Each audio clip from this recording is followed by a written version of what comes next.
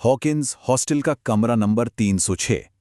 यह सिर्फ एक नंबर नहीं है, बल्कि एक ऐसी डरावनी कहानी का पता है जिसने, आप यकीन नहीं मानेंगे, भारत के सबसे जाने माने पैरानॉर्मल इन्वेस्टिगेटर को भी हिलाकर रख दिया था। तो कहानी की शुरुआत होती है एक अखबार की हेडलाइन से। जरा सोचिए, मुंबई के हॉकिंस हॉस्टल में एक लड़के पर भूतों का जानलेवा हमला, और बात यही खत्म नहीं होती। उसकी गर्दन और पेट पर जानवरों के पंजों जैसे गहरे खरोच के निशान थे। बस यही वो एक खबर थी जिसने इंडिया के टॉप पैरानॉर्मल इन्वेस्टिगेटर गौरव तिवारी को इस खौफनाक केस की तरफ खींच लिया। गौरव को पता था ये कोई मामूली बात नहीं है, उन्हें इस रहस्य की जड़ तक पहुंचना ही होगा। तो बिना देर किए वो सीधे निकल पड़े मुंबई के लिए, सीधा उसी हॉस्टल के कमरा नंबर 306 के अंधेरे से टकराने। अब देखिए, गौरव ने जरा भी वक्त नहीं गवाया। सुबह सुबह दिल्ली में खबर पड़ी, फौरन हॉस्टल के वार्डन गणपत काका को फोन मिलाया और दोपहर की फ्लाइट पकड़कर शाम होते होते वो मुंबई के उस हॉस्टल के डरावने गलियारों में खड़े थे। और वहां उनकी मुलाकात हुई एक बेहद डरे हुए वार्डन से, जिसके पास गौरव के लिए एक बहुत ही खौफनाक चेतावनी थी। वार्डन, जिनका नाम था गणपत काका, उन्होंने तो लगभग हाथ जोड़ लिए। साहब, वो कमरा शापित है, दरवाजे पर जो धागा बंधा है ना, उसे तोड़ने की गलती मत करना। पर गौरव तो ठान कर आए थे। उन्होंने वार्डन की एक न सुनी और दरवाजे पर किसी तांत्रिक का बांधा हुआ वो लाल धागा तोड़कर सीधा कमरे के अंदर दाखिल हो गए। और अंदर घुसते ही माहौल एकदम बदल गया। हवा में एक अजीब सी सड़न और नमी की बदबू थी।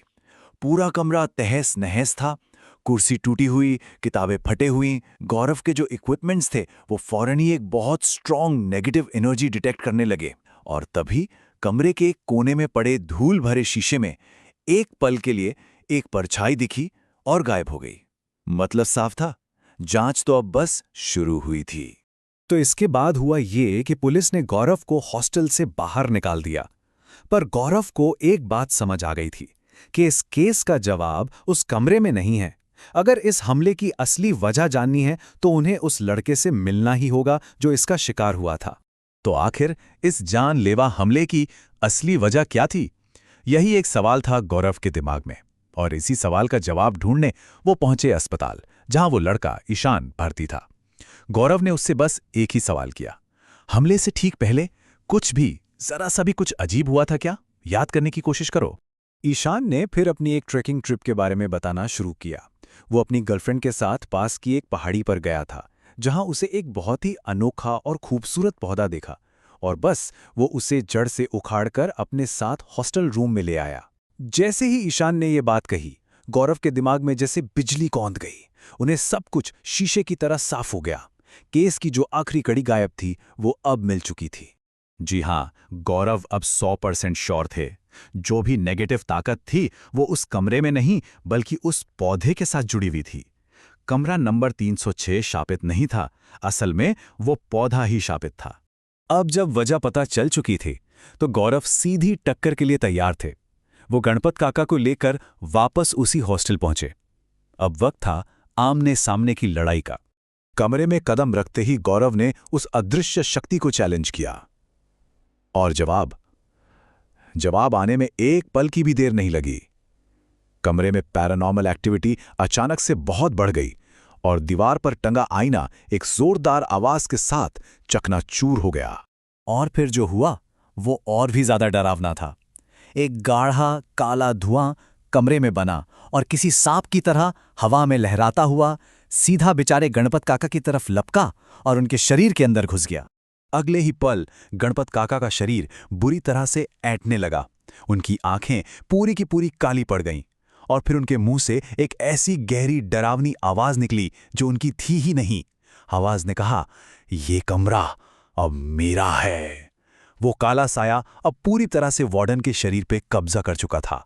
लेकिन गौरव ने यहां दिमाग से काम लिया। उन्होंने फौरन उस शापित पौधे को हाथ में उठाया और उस साए को ललकारा, अगर एक कदम भी आगे बढ़ाया तो मैं अभी इसी वक्त इस पौधे को नष्ट कर दूंगा। और ये सुनते ही गणपत काका के शरीर में मौजूद वो शक्ति जैसे पत्थर बन गई। उसकी काली आंखें बस उस पौधे को घूर रही थीं और उन आंखों में पहली बार खौफ नजर आ रहा था। बस अपनी कमजोरी सामने आते ही वो शक्ति एक झटके में वार्डन के शरीर को छोड़कर गायब हो गई। अब गौरव को पता था कि अगला कदम क्या है। इस चीज को वापस वहीं पहुंचाना होगा जहां से ये आई थी, इसकी जड़ों तक। तो गौरव और अब धीरे धीरे ठीक हो रहे वार्डन दोनों घंटों का सफर करके वापस उसी पहाड़ी पर पहुंचे। शाम का वक्त था, चारों तरफ रहस्यमयी कोहरा छाया हुआ था और उसी के बीच गौरव ने वो जगह खोज निकाली जहां से ईशान ने उस पौधे को उखाड़ा था। और फिर बहुत ही सावधानी से गौरव ने उस पौधे को वापस उसी मिट्टी में रोप दिया। लेकिन जैसे ही वो पौधा वापस अपनी जगह पर लगा, जमीन के नीचे दबे कुछ राज सामने आ गए। मिट्टी के नीचे कुछ अजीब से निशान बने हुए थे और जली हुई राख पड़ी थी। तब गौरव को पूरा मामला समझ आया। ये कोई मामूली पौधा नहीं था, ये एक तरह का कैद खाना था जिसे तंत्र क्रिया के जरिए बनाया गया था। किसी ने एक बहुत ही ताकतवर आत्मा को इस पौधे में कैद किया था और ईशान ने अनजाने में उस पौधे को उखाड़कर उस आत्मा को आजाद कर दिया था। तो पौधे को वापस उसकी जगह पर लगाने का मतलब था उस कैदखाने के दरवाजे को फिर से बंद कर देना। वो बुरी आत्मा हमेशा के लिए वापस उसी में कैद हो गई और हॉकिंस हॉस्टल का कमरा नंबर 306 हमेशा के लिए शांत हो गया। लेकिन ये कहानी हमें एक बहुत ही जरूरी सवाल पर लाकर छोड़ देती है। ठीक है, उस वक्त के लिए तो खतरा टल गया, पर क्या इतनी ताकतवर शैतानी शक्ति को रोकने के लिए सिर्फ एक पौधे को वापस रोप देना काफी था?